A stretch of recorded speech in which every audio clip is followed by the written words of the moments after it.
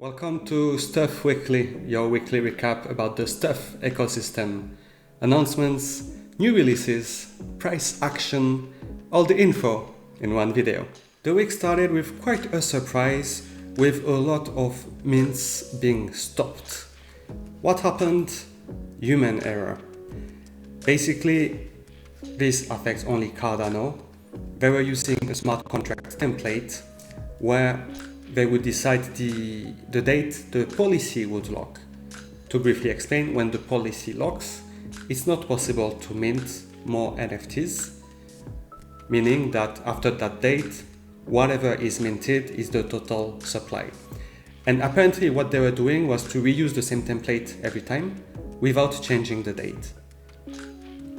So we can imagine that the first books maybe had the date 1 year in the future, and then they kept on using the same template without changing the date, and then we got books that basically maybe minted for 1 or 2 weeks. The date everything stopped was June 24th at 11 p.m. UTC, and the team provided a list of the impacted books. We can see them here. It's only Cardano, only public domain and publisher ebooks, audiobooks. It's around maybe 40, I'd say, looking at the list here. If we go to the bottom, some of them didn't have many copies left. They were virtually sold out, but some others had a lot. When it comes to standard editions, they will create new standard editions and will be able to buy. When it comes to collectible editions, whatever is minted is the final supply. And when it comes to second edition, and we have only one case, is the King James Bible. The idea of second editions is that they should have more copies than the first edition. I believe King James Bible was 5,000 or 10,000, the first edition. And here we can see second edition was like 700. So it doesn't work. What they're gonna do is to mint themselves an amount of copies that will make it the same as the first edition plus 1. This way they keep this balance between the different editions. If there were books that you wanted to mint, it's now too late. If they were in that list, you may wait for the new standard editions. If they are collectibles, that's it. You need to go to JPEG Store. And this will impact a lot of books. I'm thinking, for instance, look at this one, The Reservoir. This was David Duchovny's book. It was minted at what, like 80% or so? It was doing pretty well. However, we are left with this. And it makes the book even rarer now. And for those books where people minted because they wanted them, they wanted to read them, I think they'll be very scarce on secondary.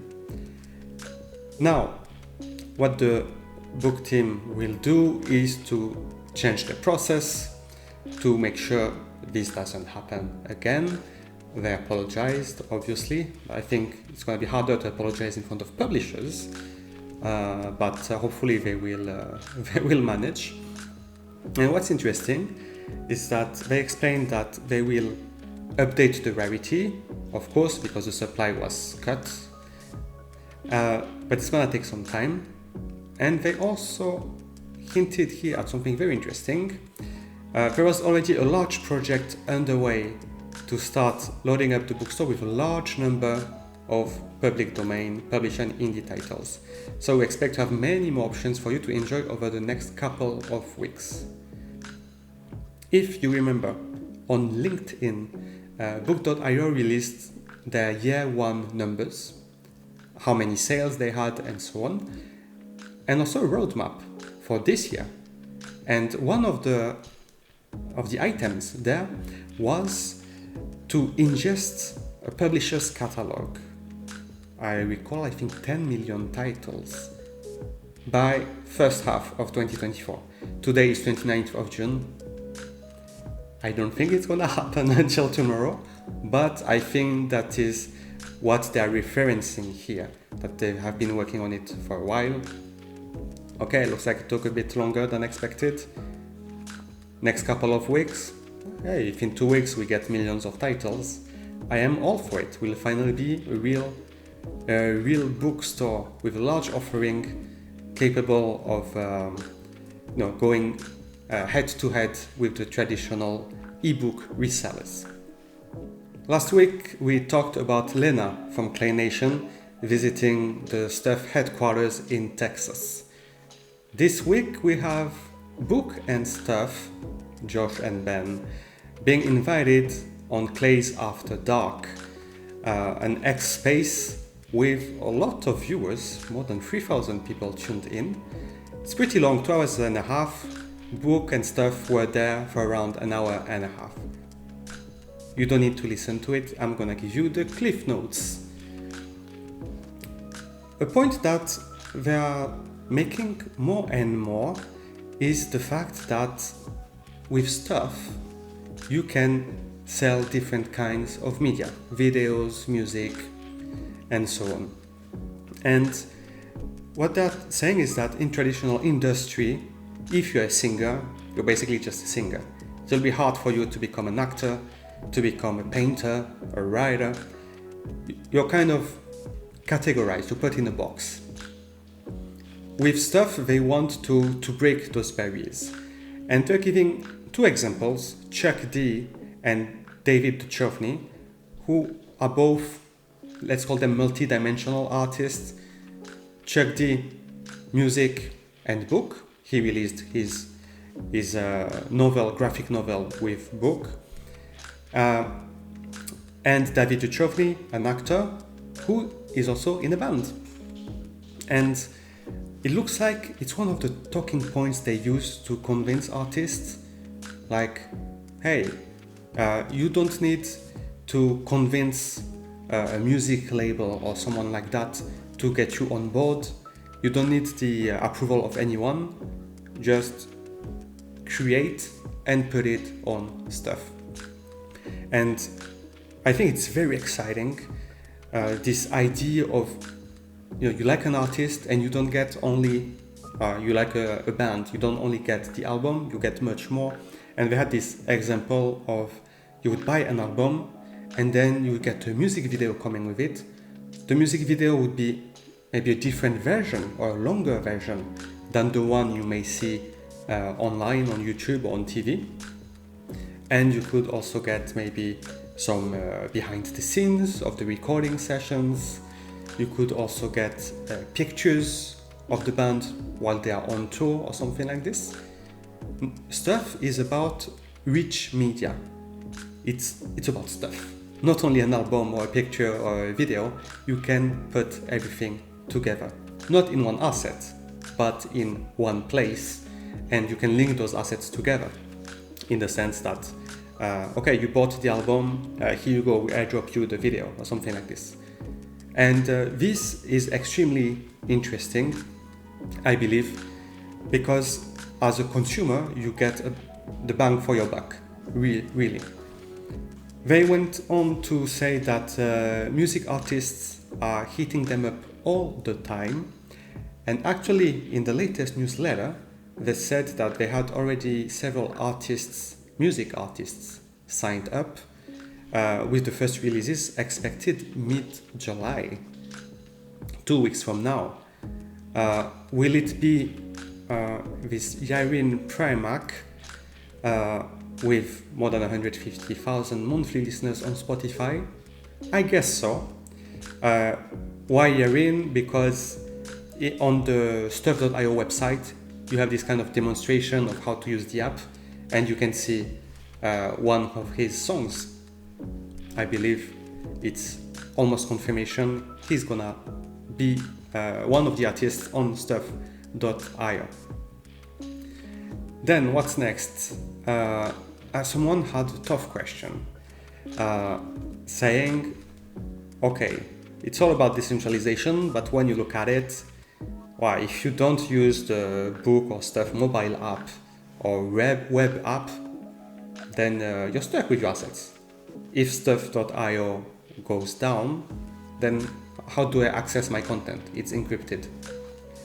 And it's a very fair question. And Josh answered this one, explaining that decentralization is a process. You don't get fully decentralized. It's not binary. It's not either you're centralized or decentralized. There are different degrees. And he was comparing that to Cardano with the Interim Constitutional Committee, where, well, for now, the Cardano Foundation and other founding entities, they still have a lot of power, but they are working to transition that power to the community. And it's kind of the same thing they're thinking about with stuff. They have this idea of having nodes which would be controlled by creators or the community, basically a DAO, decentralized autonomous organization.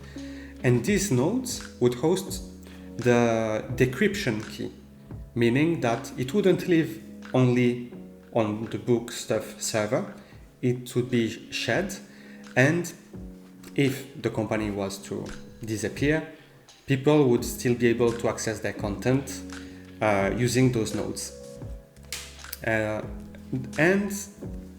Going further, okay, you have the node, you have the decryption key, but well, you still need the actual line of code to use the decryption key, put things together.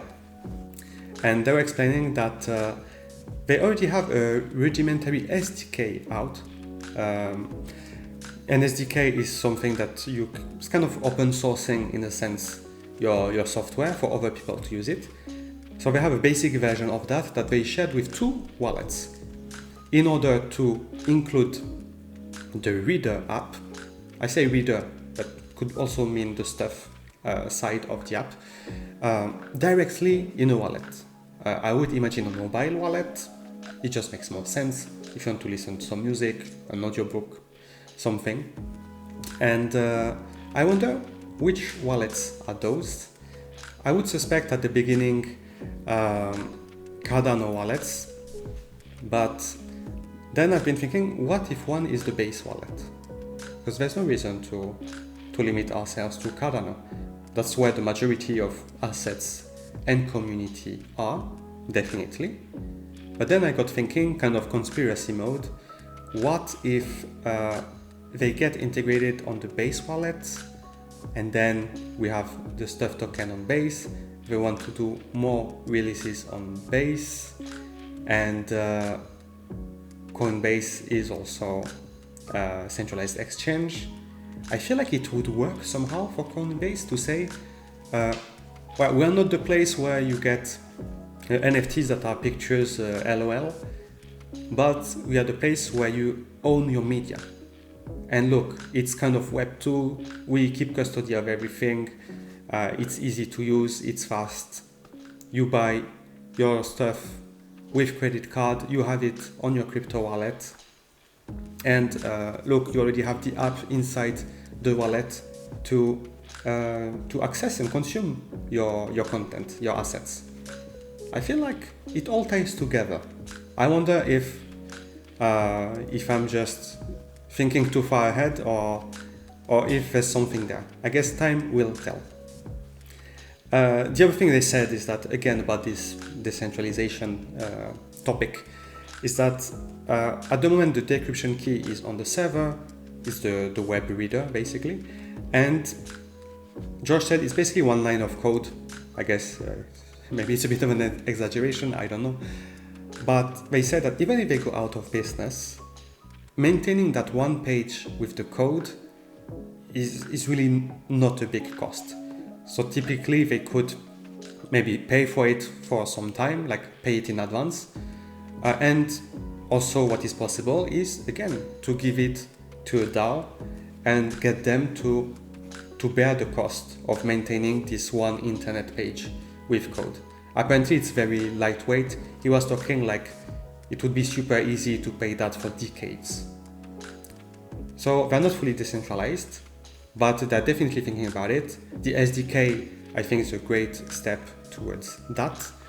And it's a process. They'll get there. DAO will be involved the same way they're thinking of a DAO for the consume to earn, like what to do with all those rewards at the end. So So we'll see how it all evolves. I'm gonna go back very quickly to the music side of stuff.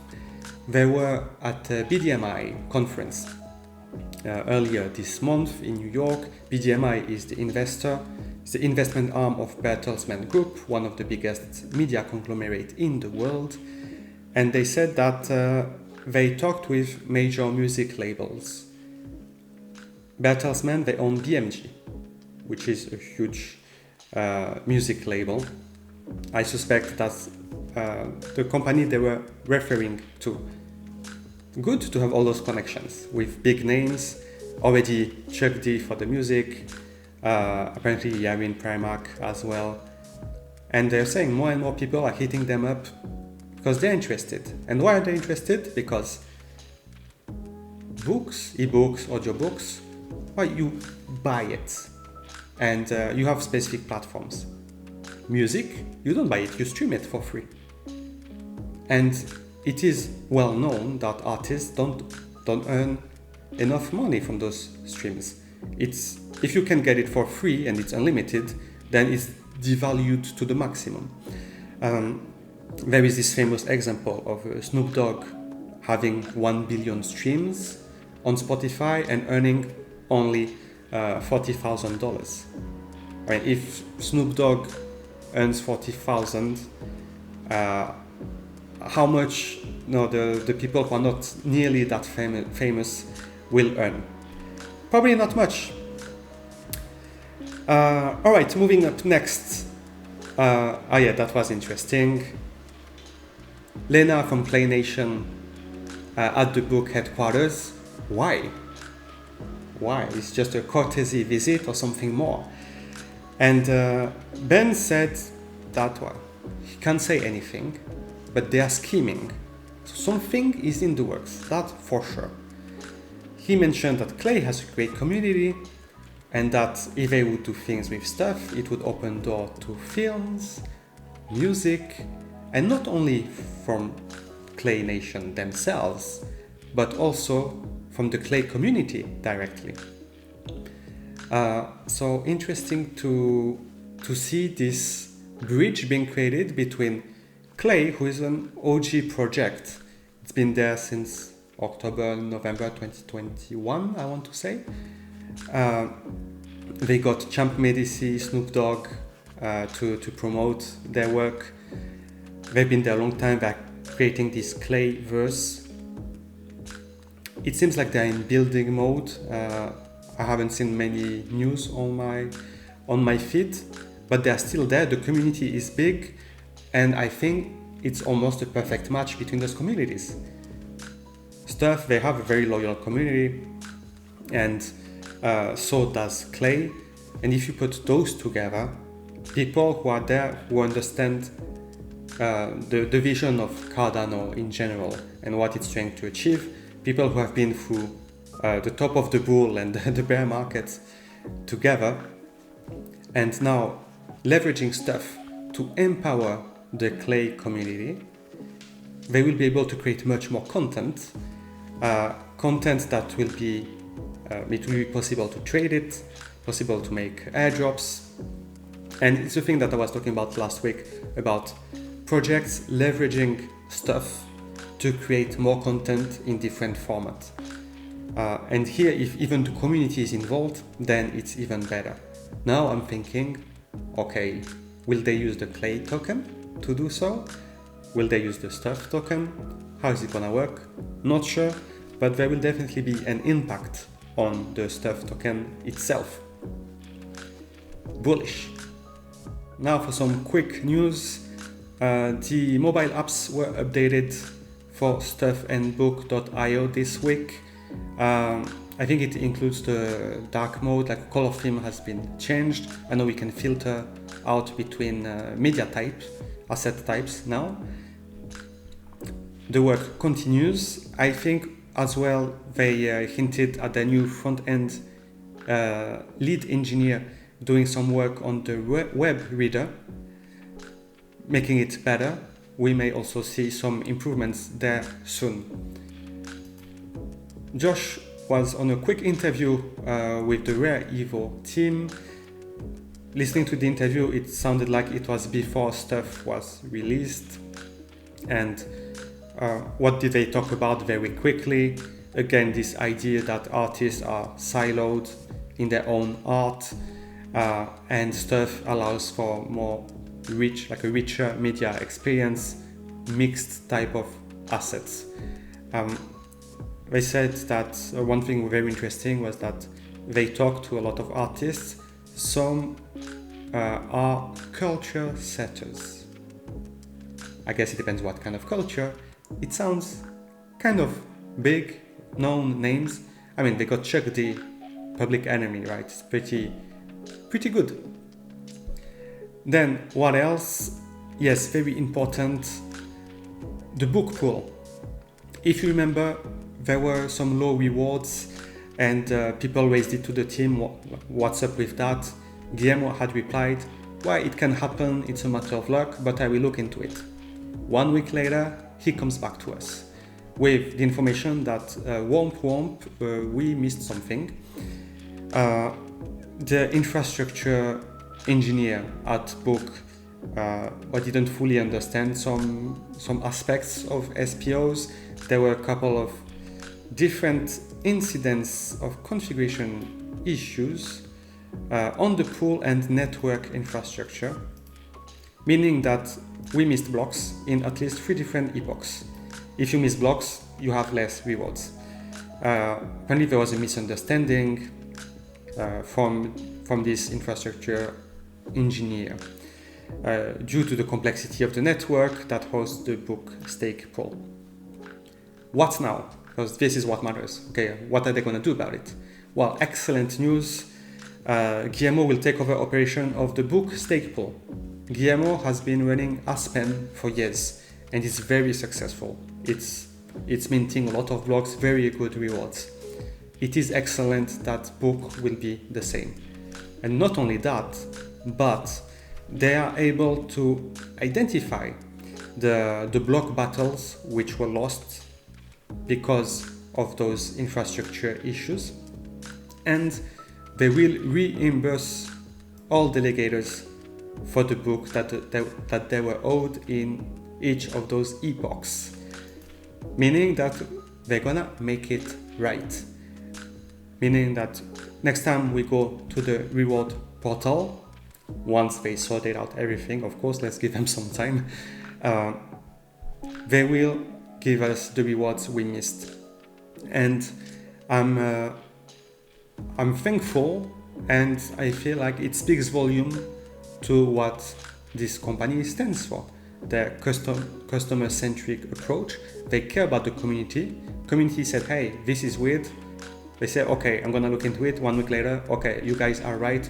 We are sorry. We are taking steps so that it never happens again. And of course, we make you whole.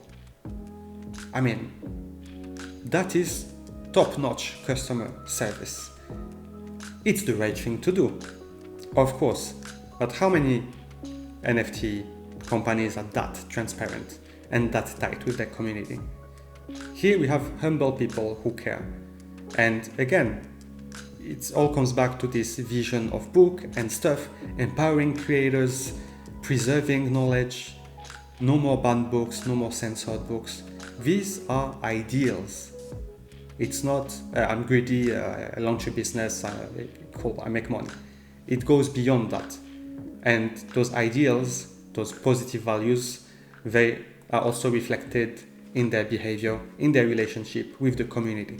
This is typically how any project should handle issues that are raised by the community. And it makes me more and more comfortable to be with Book and stuff, have a lot of the assets, have a lot of their tokens. So, tip of the hat to Guillermo and the stuff team for taking care of us. Only 2 mints this week, actually 3 were announced. One was supposed to happen on Friday, it did not. We got the United States Bill of Rights, which is fully minted, 776 copies. How is it holding? Not so great, right? I see floor at 29. Okay, kind of in the middle of the discount price and the main price. All right. And this was the last book of the Foundations of the United States series. If you have them all, I believe it was 4 books, you will get the Declaration of Independence airdropped either on July 3rd or 4th. The snapshot is coming very soon. I believe it is already on Monday 1st. But don't take my word for it. Just keep all your assets in your wallet and you'll be safe.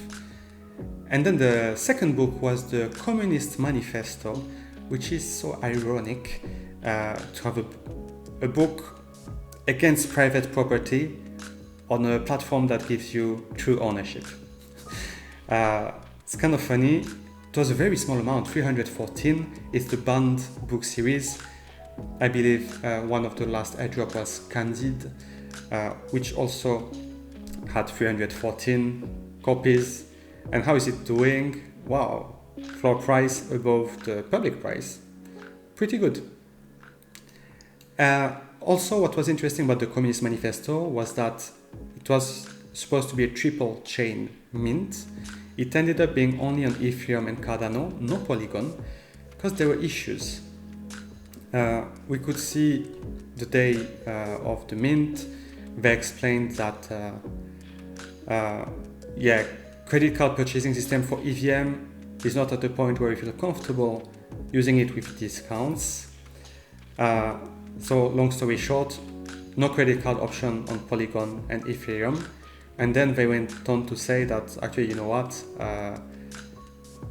no, Polygon just didn't work. So the Polygon mint will be postponed.